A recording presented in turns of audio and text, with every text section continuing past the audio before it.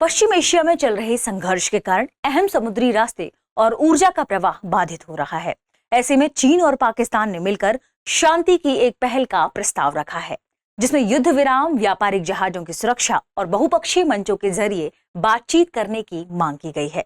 आइए जानते हैं इन 5 बिंदुओं के पीस प्लान के बारे में और जानेंगे कि इसका भू राजनीतिक महत्व क्या है, वेस्ट एशिया चीन के लिए इतना इंपॉर्टेंट क्यों है, वर्तमान संकट क्या है और चीन ने हस्तक्षेप क्यों किया है।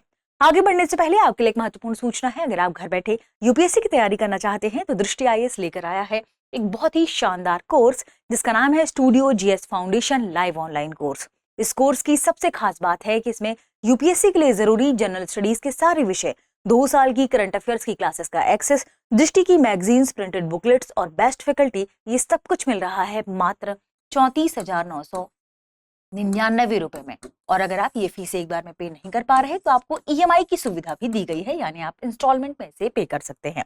और अगर आपको इसमें भी डिस्काउंट चाहिए तो कूपन कोड इस्तेमाल करें गीत कूपन कोड के इस्तेमाल करने से आपको ये कोर्स काफी कम कीमत पर मिलेगा, यानी इसमें आपको डिस्काउंट मिल जाएगा। ये कोर्स आपको हिंदी, इंग्लिश और इंग्लिश तीनों मोड्स में मिलने वाला है। इंग्लिश मींस क्लास होगी हिंदी इंग्लिश मिक्स में और नोट्स मिलेंगे इंग्लिश में। कोई और जानकारी चाहिए हो तो कॉल करें 8750187501 पर। इस कोर्स की सबसे खास बात क्या है, आपने इसमें एडमिशन लिया, फिर आपका भविष्य में मन हो कि आप दृष्टि के किसी ऑफलाइन सेंटर में जाकर क्लास करना चाहते हैं। आप किसी भी ऑफलाइन सेंटर में जाकर क्लास करेंगी, वहां की फीस में आपकी ये पूरी फीस एडजस्ट हो जाएगी। इसका मतलब ये कोर्स आपको मिल रहा है बिल्कुल फ्री। तो इस मौके का फायदा उठाइए क्योंकि ये ऑफर भी सीमित समय के लिए है। अब सवाल है कहां से खरीद सकते हैं। डिस्क्रिप्शन में लिंक दी गई है, उस लिंक को आप जैसे क्लिक करेंगे आप डायरेक्ट पहुंच जाएंगे दृष्टि लर्निंग ऐप के स्टूडियो जीएस फाउंडेशन कोर्स में। वहां कूपन कोड अप्लाई करिएगा, आपको एक कम कीमत में मिलेगा। आप डायरेक्ट दृष्टि लर्निंग ऐप डाउनलोड करके भी इस कोर्स को खरीद सकते हैं। आगे बढ़ते हैं और देखते हैं हमारी आज की खबर को। आज की खबर संबंधित है चीन और पाकिस्तान ने जो संयुक्त रूप से पीस प्लान पहल घोषित की है, या आप कह सकते हैं शांति प्रस्ताव पेश किया है, उसी के बारे में। तो ये 5 बिंदु क्या है, जिसमें सबसे पहले शामिल है कि तत्काल युद्ध विराम किया जाए, यानी सीज फायर की घोषणा की जाए। विभिन्न क्षेत्रों में जो लोग प्रभावित हुए हैं वहां जाकर मानवीय सहायता प्रोवाइड कराई जाए।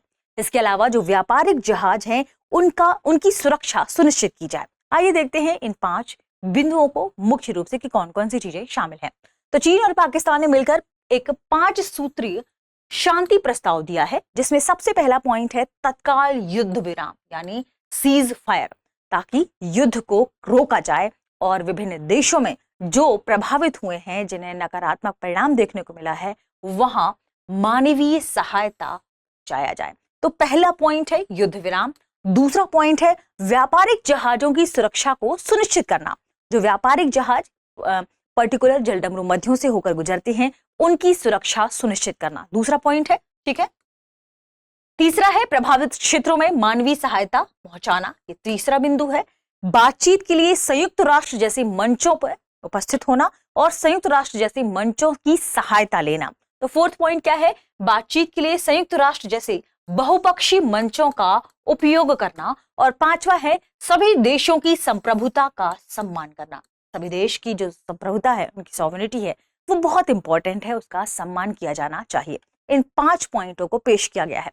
खास तौर पर इसे पेश किया गया है कि जो वेस्ट एशिया वाला रीजन है, जहां पर लगातार युद्ध चल रहा है, अमेरिका और इजराइल और ईरान के बीच जो ये झड़प चल रही है, युद्ध चल रहा है, इसे रोका जाए, इसके होने वाले जो तनाव है इसे कम किया जाए।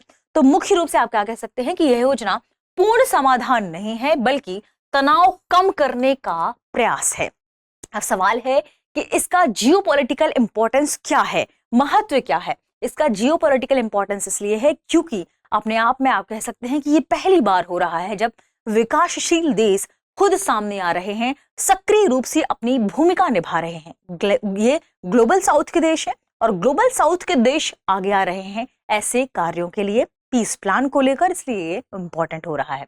तो यह पहल दिखाती है कि अब विकासशील देश यानी ग्लोबल साउथ भी शांति स्थापना में सक्रिय हो रहे हैं। इसके अलावा चीन अपनी वैश्विक कूटनीतिक शक्ति बढ़ाने की कोशिश कर रहा है और पाकिस्तान इस्लामी देशों में अपने प्रभाव के कारण सहयोग दे रहा है।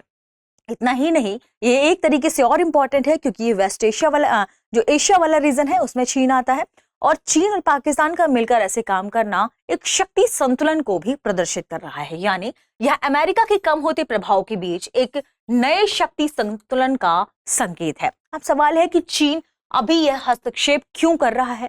तो देखिए, इसके 3 कारण बताए गए हैं। पहला है आर्थिक कारण, आर्थिक वजह या आर्थिक दबाव। क्या है?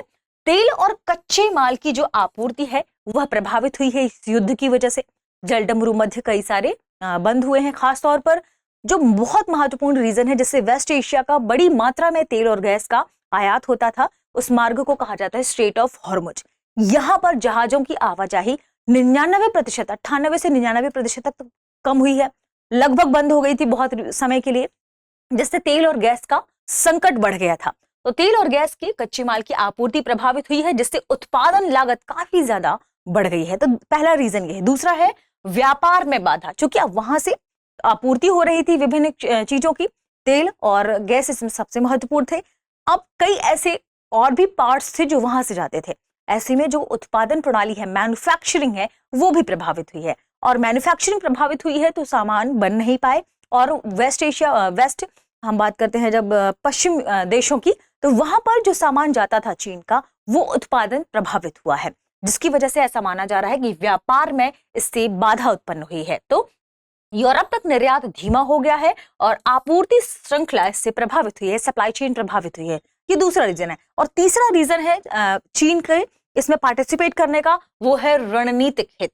अपनी बेल्ट एंड रोड इनिशिएटिव, यानी जो इनकी बेल्ट एंड रोड पहल है, इसको सुरक्षित रखना इसका मुख्य उद्देश्य बनता जा रहा है ऐसी सिचुएशन में, क्योंकि जो भारत है, भारत के ठीक ऊपर वाले हिस्से से होकर गुजरता है और कई रीजन में ये पाकिस्तान से कनेक्टेड होता है। बलूचिस्तान में जो ग्वादर बंदरगाह है उससे कनेक्ट होता है और फिर यह कहाँ जाता है, ऊपर वेस्ट एशिया वाले रीजन की ओर जाता है। तो इसके लिए जो मार्ग सुनिश्चित हो रहा था वही मार्ग था।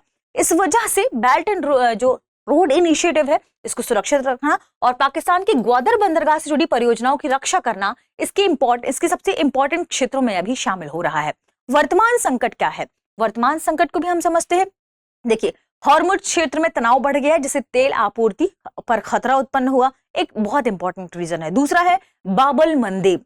बाबल मंदेब में भी हमलों से जो जहाजें हैं वो प्रभावित हो रही हैं, तो जहाजों की सुरक्षा यहाँ पर सबसे ज्यादा इंपॉर्टेंट हो गई है। इसके अलावा जहाजों को अब लंबा रास्ता तय करके केप ऑफ गुड होप, जो अफ्रीका वाला सबसे सदर्न हिस्सा है, केप ऑफ गुड होप से होकर लाना पड़ रहा है, जिससे उनकी लागत बहुत ज्यादा बढ़ गई है। तो इसका परिणाम निकल कर आया है, सबसे पहले परिवहन लागत बहुत तेजी से बढ़ी है, सामान देर से पहुंच रहा है और वैश्विक व्यापार भी अस्थिर नजर आ रहा है। ऐसे में चीन ने इस पर अपना हस्तक्षेप किया है। सवाल है कि पश्चिम एशिया चीन के लिए क्यों महत्वपूर्ण है? चीन के लिए यह क्षेत्र बहुत महत्वपूर्ण है क्योंकि वह तेल और गैस का बड़ा आयातक है। कहां से? ईरान और सऊदी अरब से। ये प्रमुख समुद्री मार्गों से होकर गुजरता है। पहला है हॉर्मुज जलडमरू मध्य, जिस पर अभी तनाव संकट उत्पन्न हुआ है, और दूसरा है बाबल मंदेब जलडमरू मध्य। यहां भी लगातार हड़प की वजह से जो जलडमरू मध्य बाबल मंदेब, ये भी प्रभावित हुआ है। सवाल है कि यह है कहां पर? देखिए, जो स्ट्रेट ऑफ हॉर्मुज है ये वाला रीजन है, ठीक है, जो गल्फ ऑफ ओमन को गल्फ ऑफ पर्शियन गल्फ से जोड़ता है ये। और अभी ईरान, इजराइल और यूएसए की लड़ाई की वजह से ये काफी प्रभावित हुआ। 98% तक यहाँ पर जो जहाजों की आवाजाही है वो रुक गई थी और दुनिया भर का लगभग 20% आप कह सकते हैं तेल और गैस की आपूर्ति इस रीजन से होती है। दूसरा जो रीजन है बाबल मंदेब, वो ये है, ये देखिए, जो रेड सी से ऐसे होकर गुजरता है यहाँ, और गल्फ ऑफ अदेन को कनेक्ट करता है रेड सी से। यह है यमन का हिस्सा, ये कॉर्नर वाला, ठीक है, और ये है जिबूती का हिस्सा, और ये बहुत ही सकरा रास्ता है जिसे कहा जाता है बाबल मंदेब। तो बाबल मंदेब वाला जो रीजन है वो भी काफी स्ट्रेटेजिक इंपॉर्टेंट रखता है। हाउती की रीजन उस क्षेत्र में लगातार वहां के लोग विरोध कर रहे हैं, उनकी लड़ाइयों की वजह से ये रीजन भी काफी प्रभावित हुआ है। तो चीन के लिए दोनों जलडमरू मध्य बहुत ही इंपॉर्टेंट समुद्री मार्ग हैं। इन मार्गों में बाधा आने पर ऊर्जा आपूर्ति प्रभावित होती है, उद्योग और उत्पादन धीमे पड़ जाते हैं और वैश्विक व्यापार बाधित होता है। इसलिए चीन ने इस पीस प्रस्ताव को शामिल करने की बात कही है।